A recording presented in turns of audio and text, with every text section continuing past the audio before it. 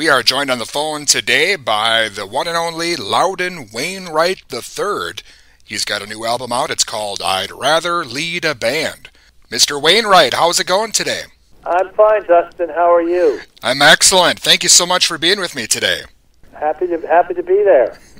Well, let's talk about your new album, I'd Rather Lead a Band. Can you tell the listeners a bit about it? Well, it's 14 songs. I didn't write any of them. They're great old classic jazz songs from the 1920s and 30s primarily. It's me singing as a vocalist with a great band, an orchestra really, a New York-based outfit called Vince Giordano and the Night Hawks. And we recorded it about a year ago, and it just came out, and everybody should own a couple of copies of it, I'd say. Well, where did the idea for this album come from? How did it come about? Well, the producers are two guys called Randy Poster and Stuart Lerman, and Randy had an idea. He said, you should do a record with Vince Giordano, and my first reaction was, yeah, right, that's going to happen. But it happened. Randy went out and got us a record deal, and Stuart recorded it and arranged it, and this band is just a terrific group of musicians, and lo and behold, it escaped. It's out there now.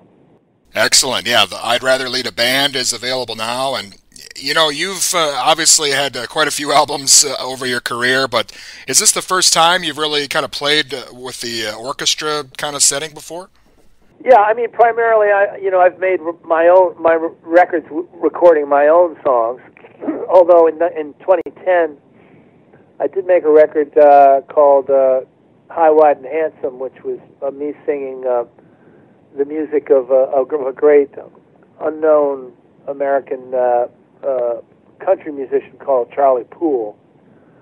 That record actually won a Grammy. But this I'd Rather Lead a Band is the first time really where I've totally been just a vocalist on a record, and what a relief. I didn't have to be Loudon Wainwright III. I could just be the singer.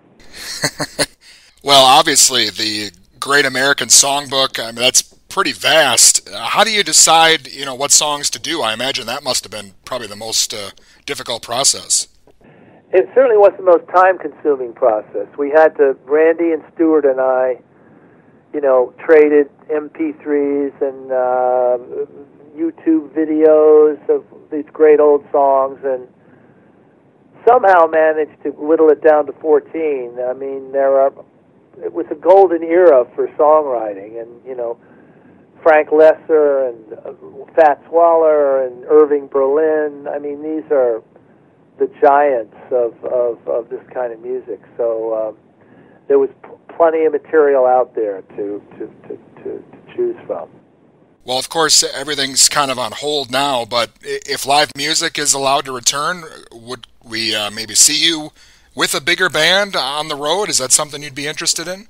Oh, I'd love to do that. I'd do that in a heartbeat. I mean, that would be a dream come true. We had planned to do that, of course, but then everything shut down. So we'll have to see what happens, but I'd rather lead a band on the road. I love that idea.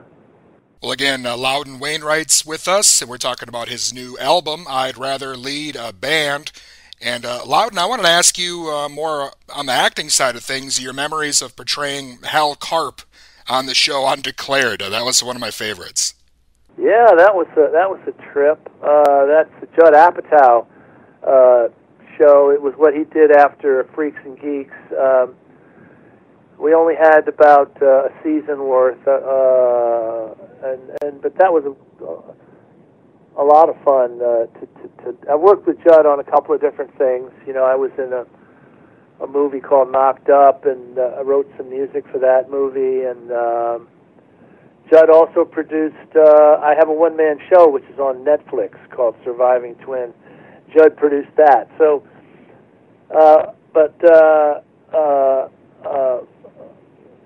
I love working with Judd. Hope to continue. continue to do so. Well, how did the acting career come about? I know not many people have had the success in both areas for as long as you have.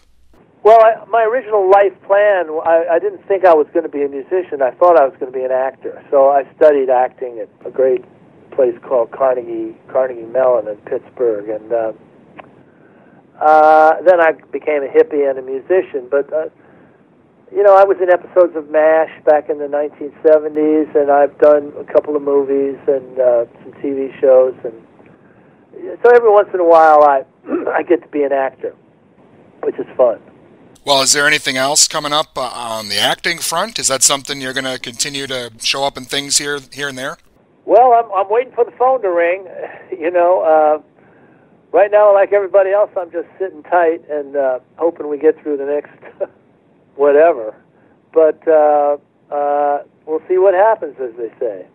Well, I know that new album is just out now, but I imagine, for a guy like you with free time here, I'm assuming there's probably some other things in the works, maybe some other stuff we could be looking out for here soon? Well, I'm writing my own songs, of course, and thinking about making another record of those songs, God willing, and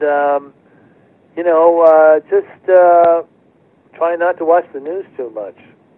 Yeah, I imagine with everything that's been going on, especially in the last year or so, there's probably a lot of inspiration, song ideas. I mean, you could probably do a whole album just based on this year alone. That sounds like a depressing album. I think people should go out and get I'd Rather Lead a Band. That's a little more uplifting. Well, yeah, I guess on the other side of things, we need that kind of happier music now to maybe get us through the day here. Yeah, something cheerful, I'd say. Excellent. Loudon, again, I'm a big fan of yours, and I'd Rather Lead a Band sounds great, and I'm definitely excited to maybe see you on the road and hopefully talk to you again sometime. That'd be great. All right, thank you so much. Thanks, Dustin. And again, that was the one and only Loudon Wainwright III, and his new album, I'd Rather Lead a Band, is available now.